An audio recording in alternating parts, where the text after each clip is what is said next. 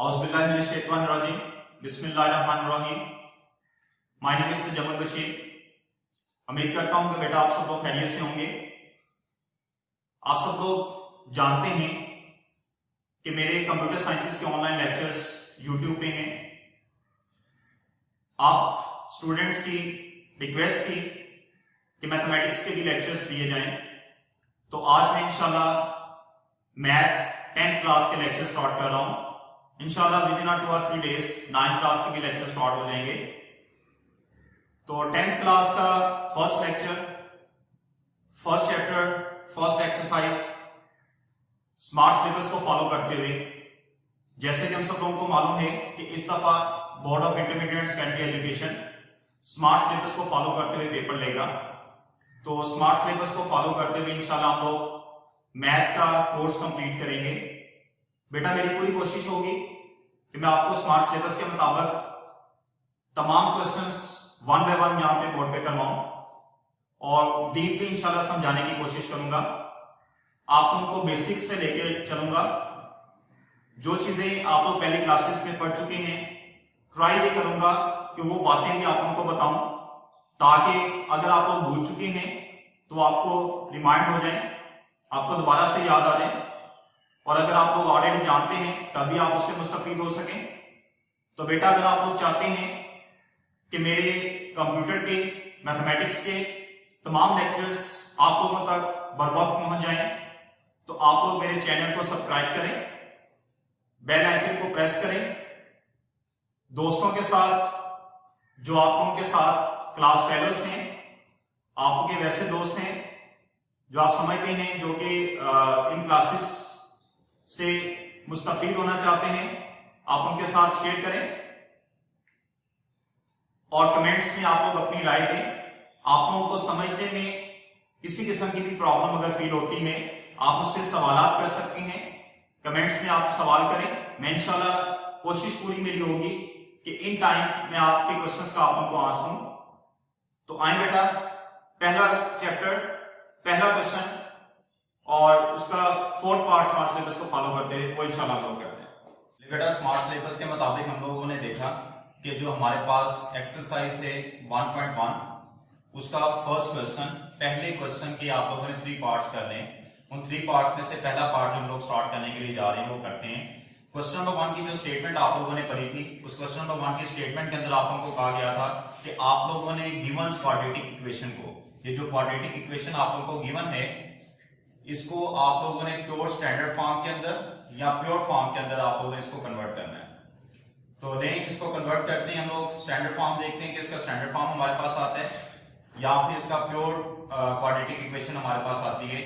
उन दोनों को हम लोग चेक करते हैं। तो देन सबसे पहले इसको स्टार्ट करते हैं। क्वेश्चन हमारे पास क्वेश्चन नंबर 1 है। क्वेश्चन नंबर 1 के अंदर 2 फैक्टर्स आपको गिवन है।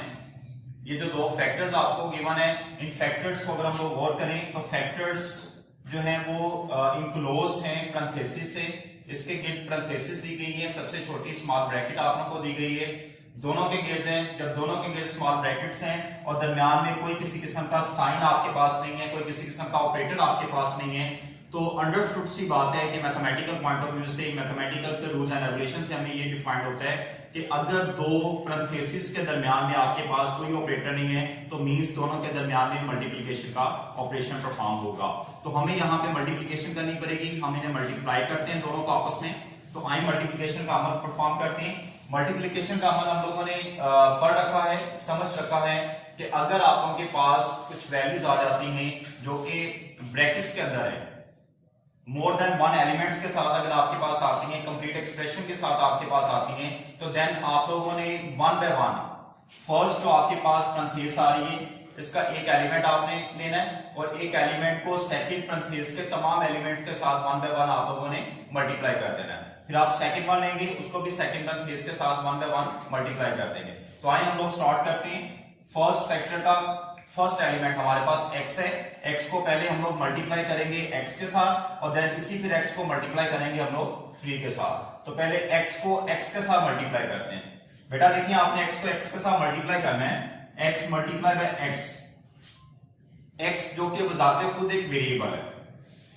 आपके पास कोई भी करेक्टर इंग्लिश का अगर आपके पास मैथमेटिकल एक्सप्रेशन के अंदर आ जाए तो देन उसे हम लोग वेरिएबल कॉल करते हैं। बेटा याद रखिएगा, वेरिएबल जो हमारे पास आते हैं, वेरिएबल टोटल 4 एलिमेंट्स के ऊपर बेस कर रहा होता है। इसके अपने बजाते खुद 4 एलिमेंट्स होते हैं। जब आप इसको किसी दूसरे के साथ मल्टीप्लाई करते हो तो चारों एलिमेंट्स एक्टिव होते हैं, चारों एलिमेंट्स एक दूसरे के साथ मल्टीप्लाई होकर कोई ना कोई रोल अदा करते हैं। वो 4 एलिमेंट्स कौन से हैं, पहले हमें उनके बारे में पता होना चाहिए। पता होगा तो प्रॉपर्ली हम इसको एक दूसरे के साथ मल्टीप्लाई कर पाएंगे।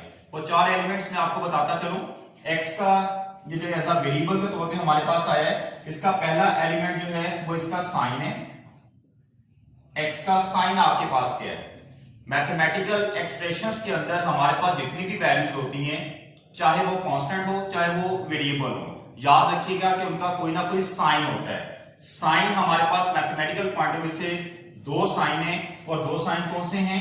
या तो प्लस का साइन होगा या फिर माइनस का साइन होगा। बात बात ऐसा होता है कि किसी वैल्यू के साथ कोई साइन नहीं लिखा होता। जब किसी कीमत के साथ कोई साइन ना लिखा हो तो बाय डिफॉल्ट उसका जो साइन होता है वो प्लस का साइन होता है। माइनस का लाजमन शो होता है, प्लस आपकी मर्जी की आप शो करवा दें, आपकी मर्जी आप शो ना करवाएं। देन उसके बाद हमारे पास साइन के बाद सेकंड जो ऑप्शन हमारे पास आती है एलिमेंट्स की, वो कांस्टेंट है।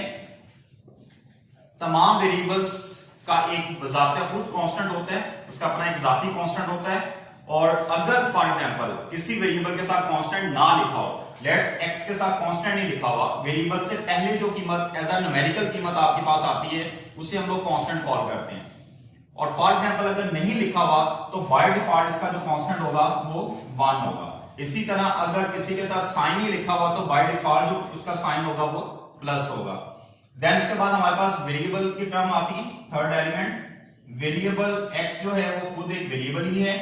और उसके बाद वेरिएबल की पावर हमारे पास आती है, पावर आप लोग लिखते हैं। और किसी भी वेरिएबल के ऊपर जो यहां पे जो कीमत एज अ न्यूमेरिकल कीमत लिखी जाती है उसे हम लोग उसकी पावर कॉल करते हैं। फॉर एग्जांपल अगर किसी वेरिएबल के ऊपर कुछ नहीं लिखा हुआ तो उसकी पावर जो होगी वो 1 होगी, बाय डिफॉल्ट पावर 1 होगी। बेटा मैंने 4 एलिमेंट्स आपको बताए। मैंने बताने से पहले आपको कहा था कि जब आप किसी वेरिएबल को किसी दूसरी कीमत के साथ मल्टीप्लाई करोगे तो ये चारों के चारों जो एलिमेंट्स होंगे वो एक्टिवेट हो जाएंगे। चारों एलिमेंट्स अपना अपना रोल अदा करेंगे। वो कैसे करेंगे वो आपको मैं बताने जा रहा हूं।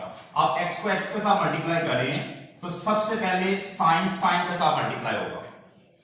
x को x के साथ मल्टीप्लाई करना है तो सबसे पहले क्या मल्टीप्लाई हो रहा है? साइन साइन के साथ। इसका साइन भी प्लस है, इसका साइन भी प्लस है। प्लस प्लस के साथ मल्टीप्लाई हो, आप लोग जानते हैं प्लस को प्लस के साथ मल्टीप्लाई करें आंस प्लस आएगा, प्लस को माइनस के साथ मल्टीप्लाई करें आंस माइनस आएगा।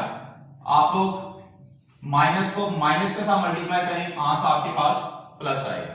यानी कि मल्टीप्लिकेशन रूल के अंदर अगर आपके पास साइन सेम है, एक जैसे साइन आ रहे हैं, दोनों में प्लस है या दोनों में माइनस है, आंस आपके पास प्लस आएगा। अगर डिफरेंट है, एक में प्लस आ रहा है एक में माइनस आ रहा है, चाहे पहले वाला प्लस हो चाहे दूसरे वाला प्लस हो, चाहे पहले वाला माइनस हो चाहे दूसरे वाला माइनस हो, अगर डिफरेंट आपके पास साइन आ रहे हैं तो देन उनका जो रिजल्ट आएगा मल्टीप्लिकेशन के अंदर वो माइनस आएगा। तो प्लस प्लस के साथ जब मल्टीप्लाई होगा तो आंसर आपके पास प्लस आएगा। देन कांस्टेंट कांस्टेंट के साथ मल्टीप्लाई होगा, इसका कांस्टेंट 1 है, इसका कांस्टेंट 1 है, 1 1 के साथ मल्टीप्लाई होगा, आंसर आपके पास 1 आएगा। देन x x के साथ मल्टीप्लाई होगा। जब वेरिएबल वेरिएबल के साथ मल्टीप्लाई होता है, अब यहां पे 2 ऑप्शंस आ जाती हैं। जब आप वेरिएबल को वेरिएबल के साथ मल्टीप्लाई करते हो, मे बी सेम वेरिएबल हो, मे बी डिफरेंट वेरिएबल हो। फॉर एग्जांपल आपने x को x के साथ मल्टीप्लाई कर दिया, फॉर एग्जांपल आपने x को y के साथ कर दिया, यहां पे सेम है यहां पे डिफरेंट है। जब सेम वेरिएबल आपके साथ मल्टीप्लाई हो रहे हैं तो देन वेरिएबल को एक दफा लिखा जाएगा और उनकी जो पावर्स होंगी उन पावर्स को प्लस कर दिया जाएगा। जब सेम वेरिएबल्स आएंगे, वेरिएबल एक दफा लिखा जाएगा और पावर्स को प्लस कर देंगे। इसकी पावर भी 1 है, इसकी पावर भी 1 है, 1 और 1 क्या आएगा आपके पास 2 आएगा। इसी तरह मैं यहां पे आपको बता रहा था अगर डिफरेंट वेरिएबल है, डिफरेंट वेरिएबल है तो वैसे के वैसे लिख देंगे x into y, इसका कुछ भी नहीं करेंगे। तो यहां पे बेटा देखिए आपने क्या लिखा +1x²। अब आपको पता है कि किसी भी वेरिएबल के साथ प्लस साइन आपको शो करने की जरूरत नहीं है, बाय डिफॉल्ट प्लस ही होता है। किसी वेरिएबल का अगर कांस्टेंट 1 है तो 1 आपको शो करने की जरूरत नहीं है, बाय डिफॉल्ट 1 ही होता है। तो देन इसको लिखते वक्त हम लोग लिखेंगे x²। ले जी हम लोगों ने x को x के साथ मल्टीप्लाई किया, x को x के साथ मल्टीप्लाई किया, आंसर हमारे पास आया x²। इसी तरह x को मल्टीप्लाई करते हैं 3 के साथ। जब x को आप 3 के साथ मल्टीप्लाई करेंगे, x का साइन प्लस है, 3 का साइन माइनस है, प्लस माइनस माइनस आपके पास आएगा। x 3 के साथ मल्टीप्लाई होगा, 3 कांस्टेंट है, 3 जो है वो x के कांस्टेंट के साथ मल्टीप्लाई होगा। जब x का कांस्टेंट 1 है, 1 को 3 के साथ मल्टीप्लाई करेंगे, 3 1 जा 3, x इसका वेरिएबल यहाँ पे कोई भी नहीं है, इसलिए x जो है वो एज इट इज वैसे का वैसे आ जाएगा। ले बेटा इसी तरह प्लस 7 को भी दोनों के साथ मल्टीप्लाई करेंगे, प्लस 7 को प्लस x के साथ किया, प्लस प्लस प्लस 7 1 जा 7 और x अकेला ये वैसे ही आ जाएगा आपके पास। प्लस 7 को माइनस 3 के साथ मल्टीप्लाई करेंगे, प्लस माइनस माइनस 7 3 जा 21 और ये दूसरी साइड पे माइनस 7 आपका एज इट इज नीचे आ गया। ले बेटा उसके बाद x स्क्वायर है, x और x, अब प्लस माइनस की बात आ गई है, मल्टीप्लिकेशन का रोल आपने अदा कर दिया है। अब यहाँ पे प्लस माइनस आ गया। प्लस माइनस में याद रखिएगा, हमेशा याद रखिएगा कि आप अगर वेरिएबल्स को जमा या माइनस करने के लिए जा रहे हैं तो वेरिएबल्स जमा माइनस हमेशा सेम होते हैं। जमा या माइनस यानी कि x को x के साथ कर सकते हो, x स्क्वायर को x स्क्वायर के साथ कर सकते हो, y को y के साथ आप कर सकते हो, y स्क्वायर को y स्क्वायर के साथ कर सकते हो। कभी भी डिफरेंट वेरिएबल्स आपस में जमा या माइनस नहीं होते। आप ये नहीं कह सकते कि आप लोगों ने y प्लस 3x ये आप लोगों ने कैलकुलेट करना है, ये कैलकुलेट कभी भी नहीं होगा, दोनों आपस में जमा नहीं होंगे। लिखना होगा एज इट इज लिखे जाएंगे, लेकिन आप आपस में इन्हें जमा नहीं कर सकते। जमा कब होगा? 3x है लेट्स प्लस 2x है, इसमें भी x है इसमें भी x है, ये दोनों जमा हो सकते हैं, ये जमा नहीं हो सकते। इसी तरह यहाँ पे देखें x स्क्वायर अकेला है और किसी जगह पे हमारे पास x स्क्वायर नहीं है, x square as it is आपके पास आ जाएगा, x और ये x इन दोनों को आप जमा माइनस कर सकते हैं। अब आप देखेंगे इनके दरमियान में आपने कौन सा अमल परफॉर्म करना है। 3 की अलामत माइनस है और 7 की अलामत प्लस है, तो देन प्लस माइनस माइनस हमारे पास आता है। याद रखिएगा अगर आपके पास डिफरेंट किस्म की साइन आ रहे हैं तो देन आपने माइनस करना है, और अगर सेम साइन आपके पास आ जाते हैं देन आपने प्लस करना है। सेम लाइक जैसे कि यहां पे आपने देखा था, सेम आपके पास साइन आए थे आपने प्लस कर दिया, सेम साइन आपने प्लस कर दिया।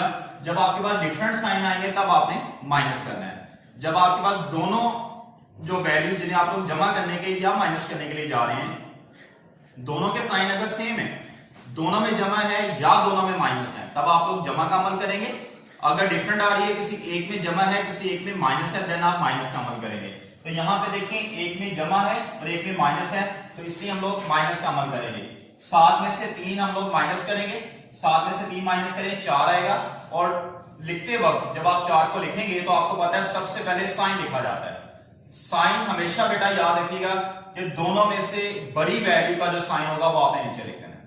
दोनों में से जो कीमत बड़ी है उसका जो भी साइन आ रहा है वो साइन आपने नीचे लिखना है। दोनों में से बड़ी कीमत देख लें, 7 बड़ी है, 7 का साइन जमा है, तो जमा हम लोग 4 और 7 वेरिएबल जो है वो हम लोग लिख देंगे, जमा 4x, और ये एज इट इज आ गया -21। -7 दूसरी साइड पे था, इसको इस साइड पे ले आए। आपको पता है कि इक्विवेलेंट की एक साइड से दूसरी साइड पे जब आप कोई भी एलिमेंट लेके जाते हैं तो उसका जो साइन होता है वो चेंज हो जाता है। प्लस है तो उसको माइनस लिख दिया जाता है, माइनस है तो उसको प्लस लिख दिया जाता है। तो इस साइड पे -7 आके +7 हो जाएगा इक्विवेलेंट। राइट साइड पे कोई चीज नहीं बची आपके पास, राइट साइड बिल्कुल ब्लैंक हो गया। जब ब्लैंक हो जाएगा तो आप लोग 0 लिखेंगे। देन उसके बाद मजीद करते हैं जी, x के लिए अकेला एज इट इज आ गया, +4x ये भी अकेला एज इट इज आ गया, -21 + 7 ये आप लोगों का प्लस माइनस हो जाएगा। अब आप देखें लामते एक ही माइनस है एक ही प्लस है। बेटा अभी मैंने आपको बताया था कि डिफरेंट अगर लामते आएंगी तो अमल आपने कौन सा करना है? माइनस का। तो माइनस कर देंगे, -21 + 7, 21 में से 7 जब हम लोग निकालते हैं तो हमारे पास 14 आता है। ये जो 14 हमारे पास आया है इसका जो साइन आपने लिखना है, दोनों में से बड़ी कीमत 21 है, इसका साइन माइनस है तो -14 लिख देंगे इज इक्वल टू 0। ले बेटा ये हमारे पास एक फॉर्म आ चुकी है, एक क्वाड्रेटिक इक्वेशन हमारे पास आ चुकी है। इस क्वाड्रेटिक इक्वेशन को हम लोग मजीद आगे परफॉर्म करना चाहें तो कर सकते हैं। अब हम लोग ने ये देखना है कि क्वाड्रेटिक इक्वेशन जो है ये स्टैंडर्ड फॉर्म में है या प्योर फॉर्म में है। तो स्टैंडर्ड और प्योर फॉर्म में देखने का जो तरीकाकार है हमारे पास वो बड़ा सिंपल सा है। क्वाड्रेटिक इक्वेशन को अगर आप स्टैंडर्ड देखते हैं, कंप्लीट स्टैंडर्ड देखते हैं, तो क्वाड्रेटिक इक्वेशन हमारे पास ये है ax² ± bx ± c = 0। ये हमारे पास क्वाड्रेटिक इक्वेशन है। क्वाड्रेटिक इक्वेशन ये कहता है कि वेरिएबल आपके पास x भी हो, क्वाड्रेटिक इक्वेशन ये कहता है वेरिएबल आपके पास x भी हो, क्वाड्रेटिक इक्वेशन ये कहता है वेरिएबल आपके पास x नॉट भी हो। मैंने यहाँ पे वर्ड इस्तेमाल किया x not. x not mean यहाँ पे x तो है लेकिन उसकी पावर 0 है, पावर 2, पावर 1 और देन पावर 0। जब पावर किसी भी वेरिएबल की 0 हो तो वो इक्विवेलेंट टू 1 होता है। किसी भी वेरिएबल की पावर जब आपके पास 0 आए तो इक्विवेलेंट टू क्या लिखा जाता है? 1। यानी कि उस वेरिएबल को लिखने की जरूरत आपको नहीं है। अगर तो ऐसी फॉर्म में आपके पास कोई इक्वेशन आ जाती है तो देन ऐसी इक्वेशन को हम लोग कॉल करेंगे स्टैंडर्ड फॉर्म। तो बेटा ये देखें, ये हमारे पास x भी है, x भी है और यहां पे x नॉट भी है, यानी कि x इस्तेमाल नहीं हुआ। तो देन ये जो फॉर्म है हमारे पास, ये फॉर्म कौन सी है? Standard form. ठीक है जी, क्लियर हो गया? ये था जी हमारे पास क्वेश्चन नंबर 1।